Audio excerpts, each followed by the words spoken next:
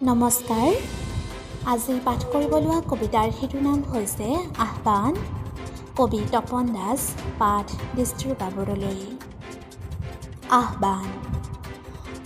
অসমীয়াৰ চোতালৰ আমি সন্তান, তেজৰ কোহে কোহে সনা আছে লাচিতৰ মহাপ্ৰাণ।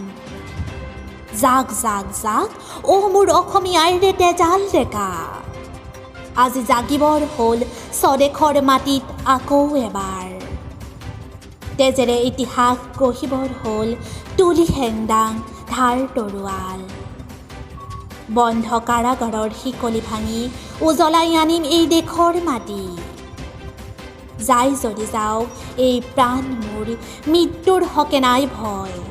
সাহসেৰে যুঁজিম আমি, জয় আই অসম, জয় ভাৰত।